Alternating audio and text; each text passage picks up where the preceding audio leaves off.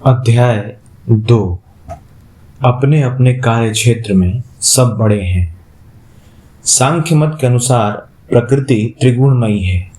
ये तीन गुण हैं, सत्व, रज तथा तम। बाह्य जगत में इन तीन गुणों का प्रकाश साम्यावस्था में क्रियाशीलता तथा जड़ता के रूप में दिखाई देता है। तम की व्याख्या अंधकार अथवा कर्म शून्यता के रूप में होती है। रज की कर्मशीलता अर्थात आकर्षण एवं विकर्षण के रूप में, और सत्व इन दोनों की साम्य अवस्था तथा संयम रूप होता है। प्रत्येक व्यक्ति तीन गुणों से निर्मित है।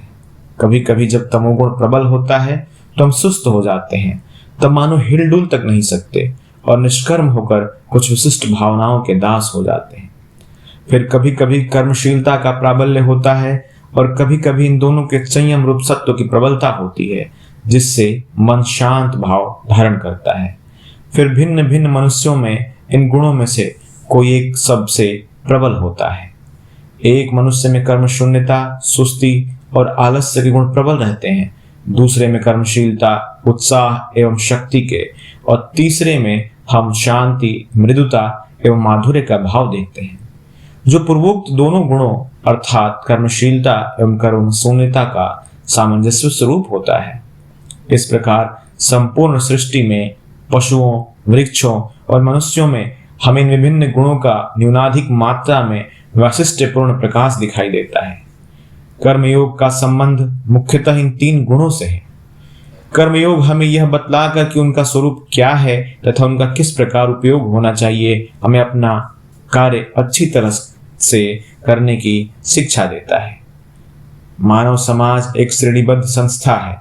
इसके अंतर्गत सभी मनुष्य एक एक श्रेणी में विभक्त और भिन्न भिन्न सोपान में अवस्थित हैं। हम सभी जानते हैं कि सदाचार तथा कर्तव्य किसे कहते हैं, परंतु फिर भी हम देखते हैं कि भिन्न भिन्न देशों में सदाचार के संबंध में अलग अलग धारणाएं हैं। एक देश में जो बात सदाचार युक्त मानी जाती है, संभव है दूसरे देश में वही नितांत दुराचार समझी जाए। उदाहरणार्थ, एक देश में चचेरे भाई बहन आपस में विवाह कर सकते हैं, परंतु दूसरे देश में यही बात बहुत बुरी मानी जाती है। किसी देश में लोग अपनी साली से विवाह कर सकते हैं, परंतु यही बात दूसरे देश में बड़ी खराब समझी जाती है। फिर कहीं कहीं लोग एक ही बार विवाह कर सकते हैं और कहीं कहीं कई बार, इत्यादि इत्यादि। इसी प्रकार सदाचार की अन्यान्य बातों के संबंध में भी विभिन्न देशों में बहुत भिन्न भिन्न धारणाएं रहती हैं। फिर भी हमारी यह धारणा है कि सदाचार का एक सार्वभौमिक आदर्श अवश्य है। यही बात कर्तव्य के बारे में भी है। भिन्न भिन्न जातियों में कर्तव्य के बारे में अलग अलग धारणा होती है। किसी देश में यदि एक मनुष्य कुछ विशिष्ट कार्य नहीं करता तो लोग उस पर दोषारोपण करते हैं, परंतु अन्य किसी देश में यदि वह मनुष्य वही कार्य करता है तो वहां के लोग कहते हैं कि उसने ठीक नहीं किया।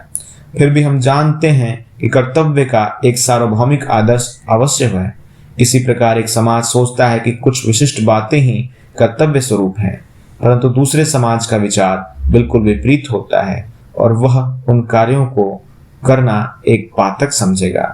अब हमारे सम्मुख दो मार्ग खुले हैं, एक अज्ञानी का जो सोचता है कि सत्य का मार्ग केवल एक ही है तथा अन्य सब भ्रमात्मक है, और दूसरा ज्ञानी का जो यह मानता है कि हमारी मानसिक दशा तथा परिस्थिति के अनुसार कर्तव्य तथा सदाचार भिन्न भिन्न हो सकते हैं। अतएव जानने योग्य प्रधान बात यह है कि कर्तव्य तथा सदाचार के विभिन्न स्तर होते हैं और एक अवस्था के, एक परिस्थिति के कर्तव्य दूसरी परिस्थिति के कर्तव्य नहीं हो सकते। उदाहरणार्थ, सब महापुरुषों का उपदेश है कि अशुभ के प्रतिकार की चेष्टा नहीं करनी चाहिए। अशुभ का अप्रतिकार ही सर्वोच्च नैतिक आदर्श है। हम जानते हैं कि यदि हम लोग इस कहावत को पूर्णतः चरितार्थ करने लगे तो समाज के सारे बंधन ही छिन्न भिन्न हो जाएं। चोर और लुटेरे हमारी जान माल पर हाथ मारने और मनमानी करने लगे। यदि इसी प्रकार का अप्रतिकार धर्म एक दिन भी आचरण में लाया गया तो बड़ी गड़बड़ी मच जाएगी, परंतु फिर भी हम अपने हृदय के अंतःस्थल से हम अप्रतिकार रूप उपदेश की सत्यता भीतर ही भीतर अनुभव करते रहते हैं। हमें यह सर्वोच्च आदर्श प्रतीत होता है, परंतु यदि केवल इस मत का ही प्रचार किया जाए तब तो अधिकांश मनुष्यों को ही अन्यान्य कर्मी कहकर तिरस्कृत कर देना होगा। इतना ही नहीं बल्कि इसके द्वारा मनुष्यों को सदा यही अनुभव होने लगेगा कि वह न्याय ही कर रहे हैं। उनके हृदय में प्रत्येक कार्य के बारे में संकल्प विकल्प सा होने लगेगा। उनका मन दुर्बल हो जाएगा तथा अन्य किसी व्यसन की अपेक्षा आत्मधिक्कार उनमें अधिक दुर्गुणों का संचार कर देगा।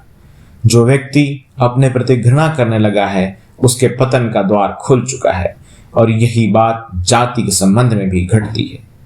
हमारा पहला कर्तव्य है कि हम अपने प्रति घृणा न करें, क्योंकि आगे बढ़ने के लिए आवश्यक है कि पहले हम स्वयं में विश्वास रखें और फिर ईश्वर में। जिसे स्वयं में विश्वास नहीं उसे ईश्वर में कभी भी विश्वास नहीं हो सकता। अतएव हमारे लिए जो एकमात्र रास्ता रह जाता है वह यह कि हम समझ लें कि कर्तव्य तथा सदाचार की धारणा विभिन्न परिस्थितियों के अनुसार बदलती रहती है। यह बात नहीं कि जो मनुष्य अशुभ या प्रतिकार कर रहा है वह कोई ऐसा काम है जो सदा और स्वभावतः न्यायपूर्ण है, वरन भिन्न भिन्न परिस्थितियों के अनुसार अशुभ का प्रतिकार करना उसका कर्तव्य हो ही सकता है। संभव है श्रीमद् भगवद गीता का 2वां अध्याय पढ़कर तुम पाश्चात्य देश वालों में से बहुतों का आश्चर्य हुआ हो, क्योंकि इस अध्याय में भगवान श्री कृष्ण ने अर्जुन को कपटी तथा डरपोक कहा है, और वह इसलिए कि अर्जुन ने अपने संबंधियों तथा मित्रों से यह कहकर लड़ने अथवा संघर्ष करने से इनकार कर दिया कि अहिंसा परम धर्म है। हमारे लिए समझने की बड़ी बात यह है कि प्रत्येक कार्य की दोनों चरम विपरीत अवस्थाएं एक सदृश दिखाई देती हैं। चरम अस्ति और चरम नास्ति दोनों सदैव एक समान दिखाई देती है।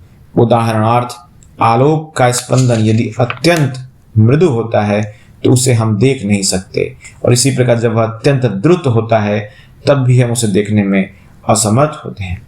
शब्द के संबंध में भी ठीक ऐसा ही है। न तो उसके बहुत मृदु होने पर हम उसे सुन सकते हैं और न उसके बहुत उच्च होने पर। इसी प्रकार का भेद प्रतिकार तथा अप्रतिकार में है। एक मनुष्य इसलिए प्रतिकार नहीं करता कि वह कमजोर है, सुस्त है, असमर्थ है। दूसरी ओर एक दूसरा मनुष्य जो यह जानता है कि यदि वह चाहे तो जबरदस्त प्रतिकार कर सकता है, परंतु फिर भी वह केवल अप्रतिकार ही नहीं करता वरन अपने शत्रुओं के प्रति शुभकामनाएं भी प्रकट करता है। अतः वह मनुष्य जो दुर्बलता कारण प्रतिकार नहीं करता पापग्रस्त होता है, और इसलिए अप्रतिकार से कोई लाभ नहीं उठा सकता। परंतु दूसरा मनुष्य यदि प्रतिकार करे तो वह भी पाप का भागी होता है। बुद्ध ने जो अपने राज वैभव तथा सिंहासन छोड़ दिया उसे हम सच्चा त्याग कह सकते हैं, परंतु एक भिखारी के संबंध में त्याग का कोई प्रश्न ही नहीं उठता, क्योंकि उसके पास तो त्याग करने को कुछ है ही नहीं। अतएव जब हम अप्रतिकार तथा आदर्श प्रेम की बात करते हैं तब यह विशेष रूप से नजर रखना आवश्यक है कि हम किस विषय की ओर लक्ष्य कर रहे हैं। हमें पहले यह ध्यानपूर्वक सोच लेना चाहिए कि हम में प्रतिकार की शक्ति है भी या नहीं। तब फिर शक्तिशाली होते हुए भी यदि हम प्रतिकार न करें तो वास्तव में हम एक महान कार्य करते हैं। परंतु यदि हम प्रतिकार कर ही नहीं सकते हों और फिर भी भ्रमवश यह सोचते रहें कि हम उच्च प्रेम की धारणा से प्रेरणा से ही कार्य कर रहे हैं, यह पहले के ठीक विपरीत होगा। उसके अपने विपक्ष में शक्तिशाली सेना को खड़ी देखकर अर्जुन बुज़दिल हो गया।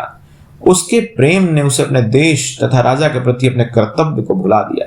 इसीलिए तो भगवान श्री कृष्ण ने उससे कहा कि तू ढोंगी है, एक ज्ञानी सदृश तू बातें तो करता है परंतु तेरे कर्म बुज़दिल जैसे हैं। इसलिए तो उठ, खड़ा हो और युद्ध कर। यह है कर्मयोग का असली भाग। कर्मयोगी वही है जो समझता है कि सर्वोच्च आदर्श अप्रतिकार है, जो जानता है कि अप्रतिकार ही मनुष्य की आंतरिक शक्ति का उच्चतम विकास है, और जो यह भी जानता है कि जिसे हम अन्याय का प्रतिकार कहते हैं वह इस अप्रतिकार रूप उच्चतम शक्ति की प्राप्ति के मार्ग में केवल एक सीढ़ी मात्र है। इस सर्वोच्च आदर्श को प्राप्त करने के लिए पहले अन्याय का प्रतिकार करना मनुष्य का कर्तव्य है। पहले वह कार्य करे, युद्ध करे, यथाशक्ति प्रतिद्वंदिता करे। जब उसमें प्रतिकार की वह शक्ति आ जाएगी, केवल तभी अप्रतिकार उसके लिए एक गुण स्वरूप होगा। अपने देश में एक बार एक व्यक्ति के साथ मेरी मुलाकात हुई। मैं पहले से ही जानता था कि वह आलसी, बुद्धिहीन और अल्पज्ञ है। उसे कुछ जानने की स्पृहा भी न थी। सारांश यह कि वह पशुवत अपना जीवन व्यतीत करता था। उसने मुझसे प्रश्न किया कि भगवान की प्राप्ति के लिए मुझे क्या करना चाहिए, मैं किस प्रकार मुक्त हो सकूंगा। मैंने उससे कहा, क्या तुम झूठ बोल सकते हो? उसने उत्तर दिया, नहीं। मैंने कहा, तब तुम पहले झूठ बोलना सीखो। पशुवत अथवा एक लट्ठे के सदृश जड़वत जीवन यापन करने की अपेक्षा झूठ बोलना कहीं ज्यादा अच्छा है। तुम अकर्मण्य हो, अवश्य तुम उस सर्वोच्च निष्क्रिय अवस्था तक पहुंचे नहीं हो जब सब कर्मों से परे और परम शांतिपूर्ण है। और तो और तुम इतने जड़ भावापन्न हो कि एक बुरा कार्य करने की भी तुम में ताकत नहीं है। अवश्य इतने तामसिक पुरुष बहुधा नहीं होते, और सच पूछो तो मैं उससे मजाक ही कर रहा था, पर मेरा मतलब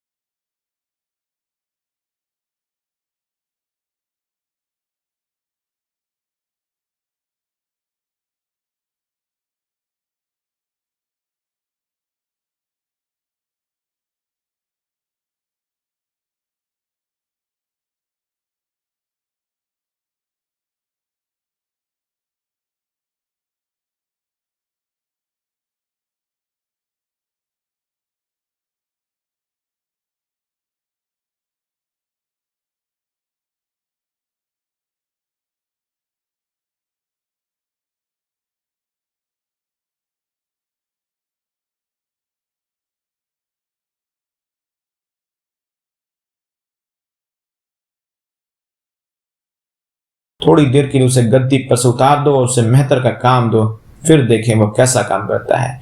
इसी प्रकार उस मेहतर को राजा बना दो, देखें वह कैसे राज्य चलाता है। यह कहना व्यर्थ है कि गृहस्थ से सन्यासी श्रेष्ठ है।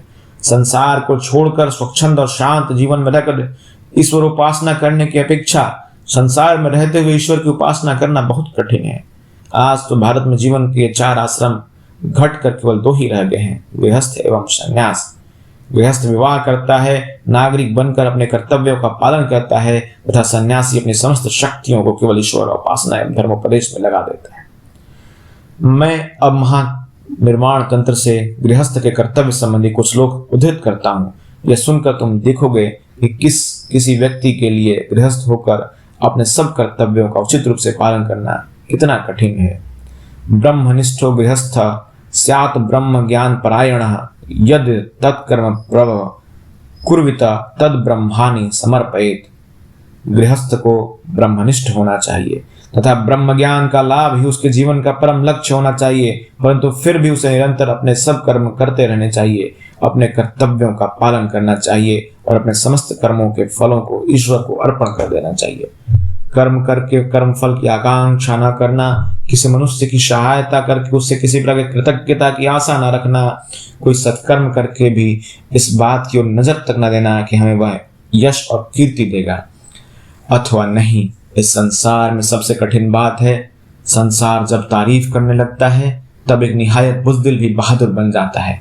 समाज के समर्थन तथा प्रशंसा से एक मूर्ख भी विरोचित कार्य कर सकता है, परंतु अपने आसपास के लोगों की निंदा स्तुति को बिल्कुल परवाह न करते हुए सर्वदा सत्कार्य में लगे रहना वास्तव में सबसे बड़ा त्याग है। न मिथ्या भाषणम कुर्यात् न च शाठ्यम समाचरेत् देवातिथि पूजासु गृहस्थो निरतो भवेत्। गृहस्थ का प्रधान कर्तव्य जीविकोपार्जन करना है, परंतु उसे ध्यान रखना चाहिए कि वह झूठ बोलकर दूसरों को धोखा देकर तथा चोरी करके ऐसा न करे, और उसे यह भी याद रखना चाहिए कि उसका जीवन ईश्वर सेवा तथा गरीबों के लिए ही। मातरम पितरं चैव साक्षात् प्रत्यक्ष देवता मत्वा गृही निशीवेत सदा सर्व प्रयत्नयतः। यह समझकर कि माता और पिता ईश्वर के साक्षात स्वरूप हैं, गृहस्थ को चाहिए कि वह उन्हें सदैव सब प्रकार से प्रसन्न रखे। तुष्टायाम मातरि शिवे तुष्टे पितरि पार्वती तव प्रतिर्भवत देवी पर ब्रह्मा प्रसीदति। यदि उसके माता पिता प्रसन्न रहते हैं तो ईश्वर उसके प्रति प्रसन्न होते हैं। अपने माता पिता के सम्मुख औदात्य परिहास चंचलता अथवा क्रोध प्रकट न करे। वह पुत्र वास्तव में श्रेष्ठ है तो अपने माता पिता के प्रति एक भी कटु शब्द नहीं कहता। माता पिता के दर्शन कर उसे चाहिए कि वह उन्हें आदर पूर्वक प्रणाम करे, उनके आने पर खड़ा हो जाए, जब तक वे उससे बैठने को ना कहें तब तक ना बैठे। जो गृहस्थ अपने माता पिता बच्चों स्त्री तथा अतिथि को बिना भोजन कराए स्वयं कर लेता है वह पाप का भागी होता है। माता पिता द्वारा ही यह शरीर उत्पन्न हुआ है, अतएव उन्हें प्रसन्न करने के लिए मनुष्य को हजार हजार कष्ट भी सहने चाहिए। इसी प्रकार मनुष्य का अपनी स्त्री के प्रति भी कर्तव्य है। गृहस्थ को अपनी स्त्री को कभी धुड़कना नहीं चाहिए और उसका मातृवत पालन करना चाहिए। यदि उसकी स्त्री साध्वी और पवित्र पतिव्रता है तो वह कष्ट में भी उसका त्याग ना करे। जो मनुष्य अपनी स्त्री के अतिरिक्त किसी दूसरी स्त्री का कलुषित मन से चिंतन करता है वह घोर नरक में जाता है।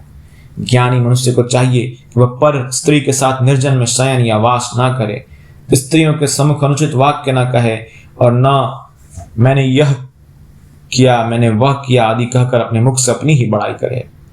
अपनी स्त्री को धन वस्त्र प्रेम श्रद्धा मृत्यु वाक्य द्वारा प्रसन्न रखे और उसे किसी प्रकार क्षुब्ध न करे। हे पार्वती, जो पुरुष अपनी पतिव्रता स्त्री का प्रेम भाजन बनने में सफल होता है उसे समझो कि अपने स्वधर्म के आचरण में सफलता मिल गई। ऐसा व्यक्ति तुम्हारा प्रिय होता है। 4 वर्ष की पुत्र कन्या के प्रति गृहस्थ के निम्नलिखित कर्तव्य हैं। 4 वर्ष की अवस्था तक पुत्रों को खूब लाड प्यार करना चाहिए। फिर 16 वर्ष की अवस्था तक उन्हें नानाविध सद्गुणों और विद्याओं की शिक्षा देनी चाहिए। जब वे 20 वर्ष के हो जाएं तो उन्हें किसी गृह कर्म में लगा देना चाहिए। तब पिता को चाहिए कि वह उन्हें अपनी बराबरी का समझकर उनके प्रति स्नेह प्रदर्शन करे। ठीक इसी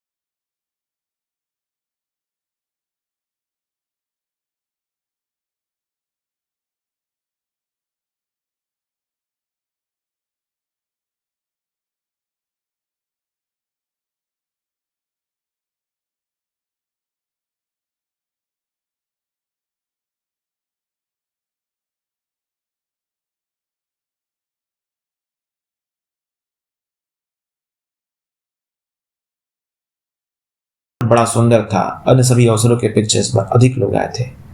राजकुमारी रत्न जटित सिंहासन पर बैठकर आई और उसके विवाहक उसे एक राजकुमार के सामने से दूसरे के सामने ले गए, परंतु उसने किसी की ओर देखा नहीं। सभी लोग निराश हो गए और लगा कि इस बार भी स्वयं असफल होगा। इतने में ही वह एक दूसरा तरुण सन्यासी आ पहुंचा। वह इतना सुंदर था कि मानो सूर्यदेव ही आकाश छोड़कर स्वयं पृथ्वी पर उतर आया। वह आकर सभा के ओर खड़ा हो गया और जो कुछ हो रहा था उसे देखने लगा। राजकुमारी का सिंहासन उसके समीप आया और ज्यों ही उसने उस सुंदर सन्यासी को देखा त्यों ही वह रुक गई। उसके गले में वरमाला डाल दी। तरुण सन्यासी ने एकदम माला को रोक दिया और यह कहते हुए कि छी छी, यह क्या है, उसे फेंक दिया। उसने कहा, मैं सन्यासी हूँ, मुझे विवाह से क्या प्रयोजन। उस देश के राजा ने सोचा कि शायद निर्धन होने का कारण राजकुमारी से विवाह करने का साहस नहीं कर रहा है, अतएव उसने उससे कहा, देखो मेरी कन्या के साथ में मेरा आधा राज्य मिल जाएगा और मेरी मृत्यु के बाद संपूर्ण राज्य। यह कहकर उसने सन्यासी के गले में फिर माला डाल दी। उस युवा सन्यासी ने फिर से माला निकालकर फेंक दी और कहा, छी, यह सब क्या झंझट है, मुझे विवाह से क्या मतलब। और यह कहकर वह तुरंत सभा छोड़ करके चला गया। इधर राजकुमारी इस युवा पर इतनी मोहित हो गई कि उसने यह कह दिया कि मैं इसी मनुष्य से विवाह करूंगी, नहीं तो प्राण त्याग दूंगी। और राजकुमारी सन्यासी के पीछे पीछे उसे लौटा लेने के लिए चल पड़ी।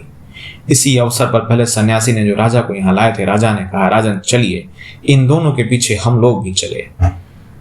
निदान वे उनके पीछे पीछे काफी फासला रखते हुए चलने लगे। एक युवा सन्यासी जिसने राजकुमारी से विवाह करने से इनकार कर दिया था, कई मील निकल गया और अंत में एक जंगल में घुस गया। उसके पीछे राजकुमारी थी और उन दोनों के पीछे ये दोनों। तरुण सन्यासी उस वन में भली भांति परिचित था वहां के सारे जटिल रास्तों का उसे ज्ञान था। वह एकदम में एक रास्ते में घुस गया और अदृश्य हो गया। राजकुमारी उसे फिर देख न सकी। उसे काफी देर ढूंढने के बाद अंत में वृक्ष के नीचे बैठ गए, रोने लगी क्योंकि उसे बाहर निकलने का कोई मार्ग ही नहीं मालूम था। इतने में वह राजा और सन्यासी उसके पास आया और उससे कहा, बेटी रो मत, हम तुम्हें जंगल के बाहर निकाल ले चलेंगे, परंतु अभी बहुत अंधेरा हो गया है जिससे रास्ता ढूंढना सहज नहीं है। यहाँ एक बड़ा पेड़ है, आओ इसी के नीचे हम सभी विश्राम करें और सवेरे होते ही तुम्हें मार्ग बता दिया जाएगा। अब उसे एक पेड़ की डाली पर एक छोटी चिड़िया, उसकी स्त्री तथा उसके 3 बच्चे रहते थे। उस चिड़िया ने पेड़ के नीचे इन 3 लोगों को देखा और अपनी स्त्री से कहा, देखो हमारे यहाँ ये लोग अतिथि हैं, जाड़े का मौसम है, हम लोग क्या करें, हमारे पास आग तो है नहीं।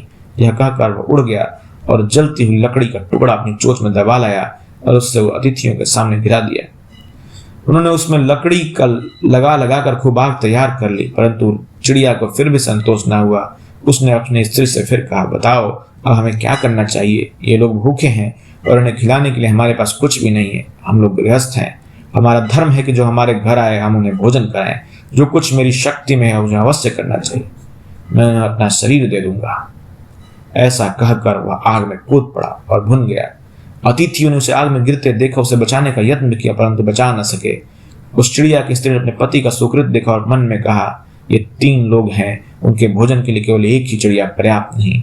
पत्नी के रूप में मेरा यह कर्तव्य है कि अपने पति के परिश्रमों को मैं व्यर्थ न जाने दूं और मेरा भी शरीर भूख ले लें। ऐसा कहकर वो भी गिर गई और भुन गई। इसके बाद जब उन 3 छोटे बच्चों ने देखा कि हम अतिथियों के लिए इतना तो पर्याप्त होगा नहीं, तो उन्होंने आपस में कहा, हमारे माता पिता से जो कुछ बन पड़ा परंतु फिर भी उन्होंने किया, अब हमारा धर्म है कि हम उनके कार्य को पूरा करें, हमें अपने शरीर भी दे देने चाहिए। यह कहकर वे सब भी आग में कूद पड़े। ये सब देखकर तीनों लोग बहुत चकित हुए। इन चिड़ियों को वे खा ही कैसे सकते थे। रात को बिना भोजन किए ही रहे।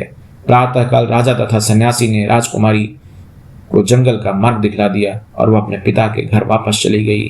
तब सन्यासी ने राजा से कहा, देखो राजन, तुम्हें अब ज्ञात हो गया कि अपने अपने स्थान में सब बड़े हैं। यदि तुम संसार में रहना चाहते हो तो इन चिड़ियों के समान रहो, दूसरों के लिए अपने जीवन दे देने को सदैव तत्पर रहो। यदि तुम संसार छोड़ना चाहते हो तो उस युवा सन्यासी के समान हो जाओ जिसके लिए वह परम सुंदर स्त्री और एक राज्य में तृणवत था। यदि गृहस्थ होना चाहते हो तो दूसरों के हित के लिए अपना जीवन अर्पित कर देने के लिए तैयार रहो। यदि तुम संन्यास जीवन की इच्छा रखते हो तो सौंदर्य, धन तथा अधिकार की ओर आंख तक न उठाओ। अपने अपने स्थान में सब श्रेष्ठ हैं, परंतु एक का कर्तव्य दूसरे का कर्तव्य नहीं हो सकता है। अपने अपने कार्य क्षेत्र में सब बड़े हैं। इति समाप्तम।